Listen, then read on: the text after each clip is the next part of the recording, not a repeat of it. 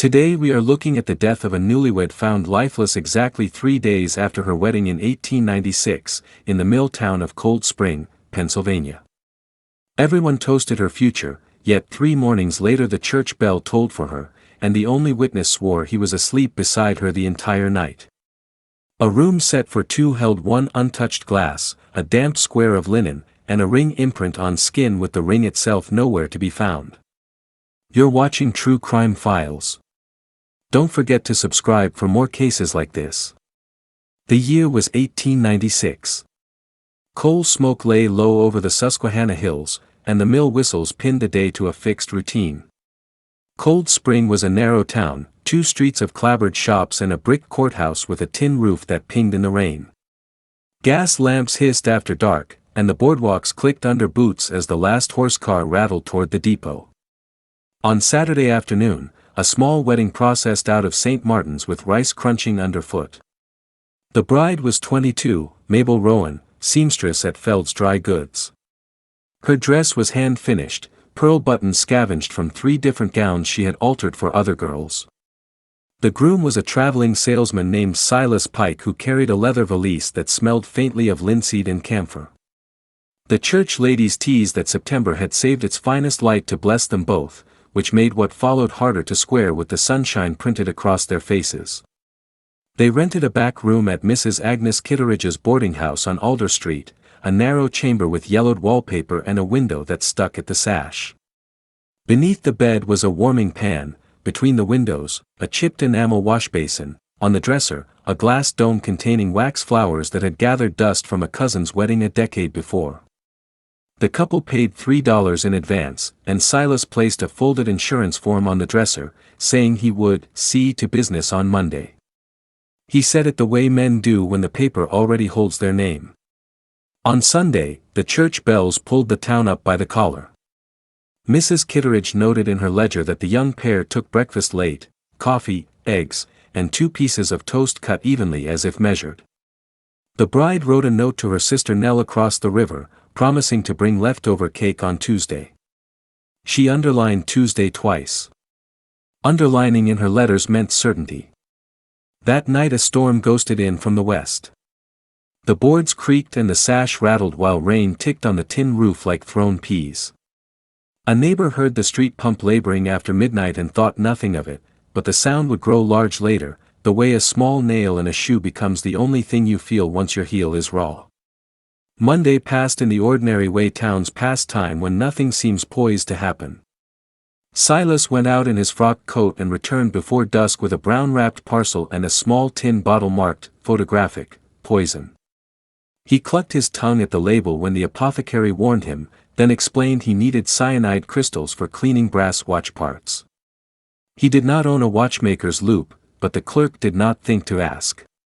The warning in pencil, in the clerk's hand, would still be legible when men unfolded it under better light. After supper, the couple retired early. The downstairs boarders heard a laugh, then a chair slide, then the thump of the sash and the soft prattle of the pump again. At 2:05 by the depot clock, the night constable made his rounds and noticed a window glowing on Alder, 1 lamp turned low, the flame a steady coin behind lace. By 3, rain was back. It left a cool mineral smell on the stoop. Someone closed a door very gently. In the morning, the sun crawled through cloud, a shy light that made white things whiter. At 8, Mrs. Kitteridge sent up scones on a tin tray with 2 cups and a pot of tea. She knocked twice and called the bride's name. When no one answered, she pushed the door and paused. 1 cup was still nested in its saucer, a skim of milk on the surface, unmoved. A square of linen lay on the washstand, damp and odorless. The groom sat on the edge of the bed, bare feet on the rag rug, hair combed, eyes red. He said her name very softly, like it might wake her. It did not. The coroner arrived before 10. Dr. Edwin Lyle had a black bag and a reputation for speaking in full stops. The room was tidy.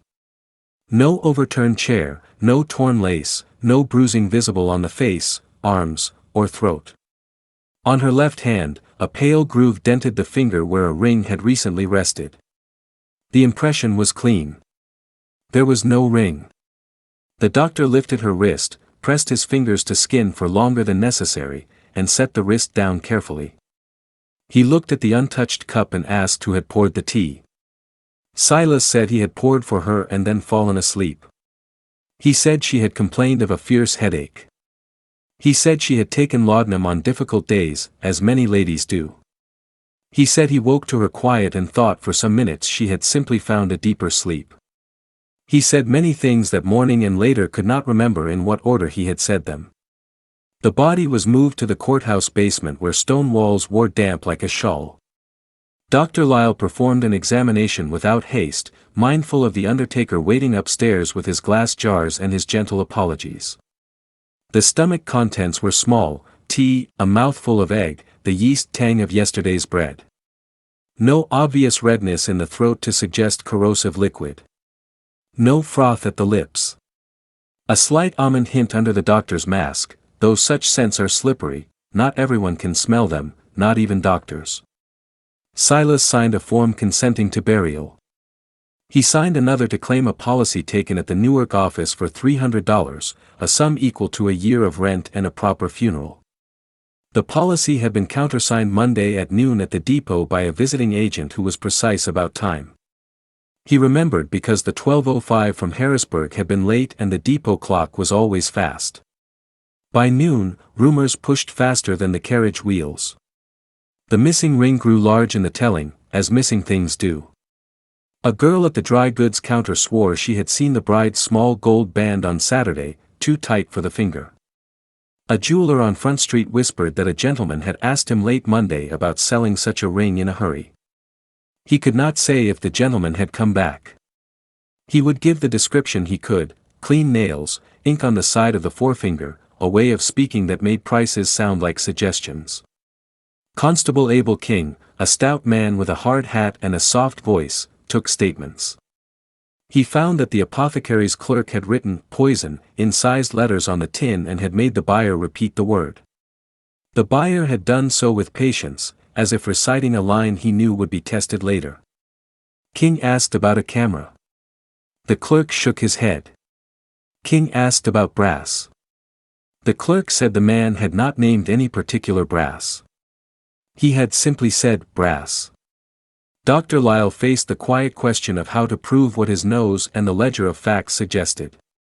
In 1896, science was a shelf of glass and will.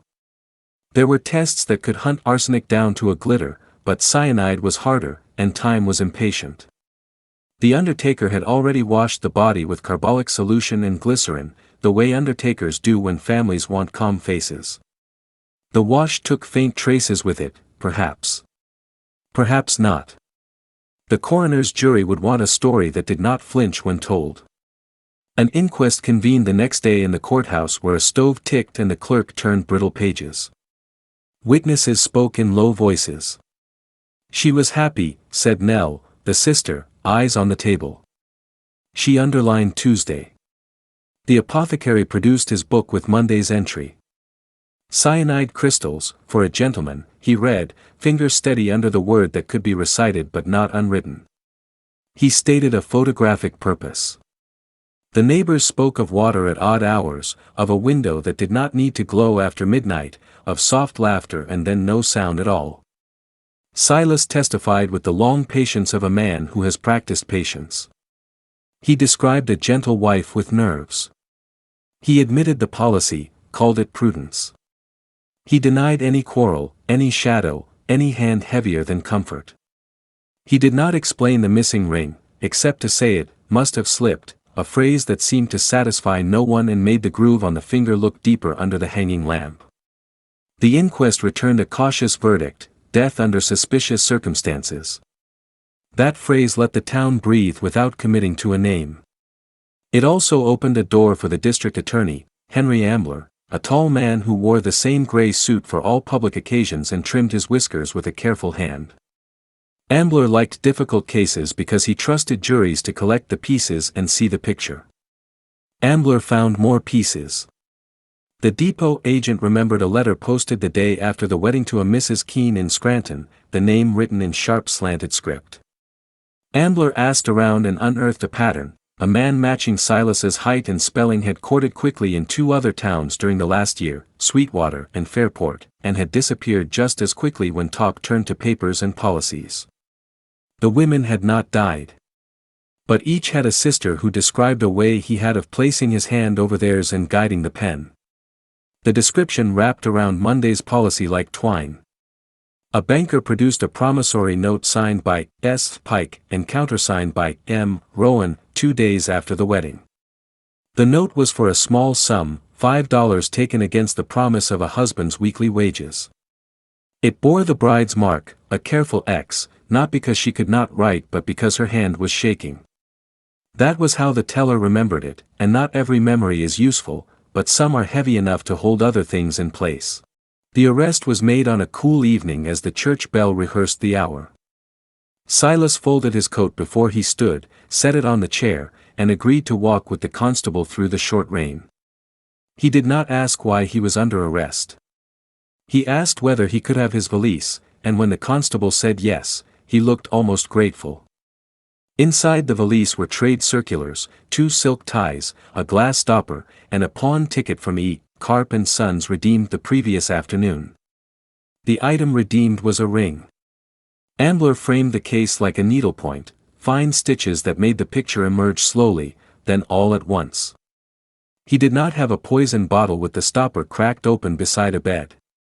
He had no witness who watched a hand guide another mouth to drink. He had a pattern, a purchase, a policy, a missing ring that reappeared under circumstances the defendant described poorly. He had time measured by pumps and lamps and a depot clock that did not agree with itself.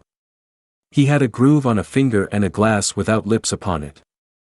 Trial opened in November under Judge Horace Latimer, whose black robe dwarfed him. The courtroom smelled of coal and wet wool, and the rail was crowded. The defense, Mr. Fisk of Reading, proposed a simpler story. A nervous young woman took too much laudanum and slipped quietly away. He brought a physician to say that laudanum is patient and prayers are not always answered. He held up the tin bottle from the apothecary and reminded the jury that men buy poison for pests and pictures. He said his client had a habit of bringing papers to order life because life itself refuses to be ordered. Ambler did not raise his voice. He unrolled days. He traced the line from the apothecary counter to the boardinghouse tap, from the policy desk to the pawn window. He placed the ring on black velvet and let light find the nick where a stone had been tightened. He read the clerk's neat poison out loud and left the word hanging, not as a threat but as a fact that would not look away. He reminded the jury of small things, the untouched cup, the damp square of linen, the neighbor who heard water at a senseless hour. We are not asked, he said, to overhear what was said when the lamp burned low. We are asked to decide what people do when others are sleeping. On the 3rd day, Ambler called the depot agent who testified with a conductor's rhythm. The 12:05 was late, he said. The gentleman looked up at the clock and laughed, like he knew it was wrong and that wrongness helped him. The agent remembered the letter posted to a Mrs. Keene. He remembered the stamp stuck slightly crooked. He remembered the return name, S.P. Memory is fallible, Mr. Fisk said on cross. It is, the agent said. But sometimes it is fonder of the wrong people, and sometimes it is strict. Silas took the stand. He said, I loved her. He said, I put the ring in my pocket because she said it pinched. He said, I poured tea, and mine was too hot, and I set it down. He said, I bought the crystals for a gentleman in the next town who makes photographs of babies, which is honest work. He said many things and none broke the surface of the story already rising to meet him. When Ambler asked why he redeemed the ring immediately after the inquest, Silas paused long enough that the courtroom measured the silence. I did not wish it in the hands of strangers, he said, and folded his hands again. The jury deliberated through supper. They ate cold ham on brown bread brought by the bailiff's wife and argued about the tin and the tea and what a man chooses to do when a woman has no breath left. They sent one note asking the judge to read the apothecary's testimony again, particularly the part where the buyer repeated the word poison. They returned at 9 with a verdict, guilty of murder in the second degree. The jury foreman looked relieved to sit down. The judge sentenced the defendant to life with hard labor, his gavel a quiet sound against old wood. Afterward, Cold Spring tried to tuck the case into a drawer. The boarding house on Alder Street filled again. Travelers are not spooked for long. The enamel basin remained because the undertaker had forgotten he meant to replace it. The wax flowers gathered more dust and then disappeared when Mrs. Kitteridge's niece moved west. On fair days, boys leaned against the courthouse steps and told each other that if you held quiet enough in the basement you could smell almonds. They were wrong. The basement smelled like stone. Nell took her sister's handwork and finished the hem on a dress that had waited too long for finishing. She kept the ring in a small velvet box in her top drawer, wrapped in soft paper, the nick in the band catching sometimes in the fibers. She did not wear it. She said, "It bites," and closed the drawer gently. What else could she say that would not become a story someone else told with better cadence? In Harrisburg, a small note ran in the paper proposing reforms: better tracking of deaths in boarding houses, stricter sales of poisons, clearer standards for coroners' examinations. The note was sandwiched between a column on wheat prices and an advertisement for a patent remedy that promised sleep without dreams. Change rarely starts with trumpets. Most of the time it is a clerk's pencil and a ledger that now has an extra line to fill. In prison, the defendant wrote 2 letters that reached the prosecutor's office by circuitous routes. In the first he said again that laudanum is patient. In the second he wrote only 1 sentence, "I wish the window had stuck that night," and then 3 lines of nothing. The letters were catalogued and filed and never made it to any museum. Not every scrap of a case wants to be framed. Years turned. The mill grew louder and then quieter as other industries found other rivers. The depot clock was repaired and then replaced. St. Martin's sank its bricks a little deeper, and the bell continued to lift the town by the collar when it needed lifting. In the churchyard, Mabel's stone is plain. It gives a name and a pair of dates that are too near to each other and says nothing about sunlight or underlines or the way a Tuesday can sharpen memory even when the week refuses to arrive. What remains useful is not an instruction about virtue or danger, it is a list of particulars. A tin stamped with a warning. A ledger entry with careful figures. A groove where a ring had rested only briefly. A glass with milk skin still on it. A pump worked at an hour that made no sense.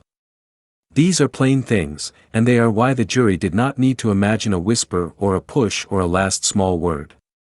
They had enough. If you stand on Alder Street now with your back to the wind, the house numbers change but the curve of the road is the same.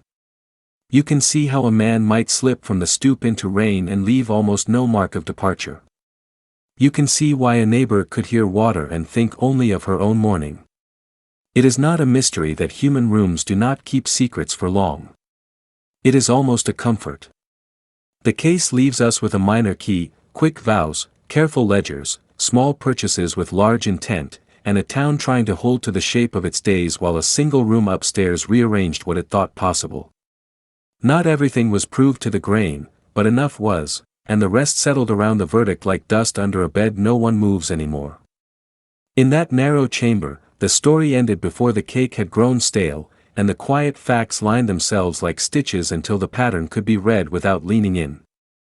In a year when the town counted its pennies and its harvest, those facts were the only wealth that mattered, and they were spent with care so that one young woman's brief married name would not be the last true thing about her.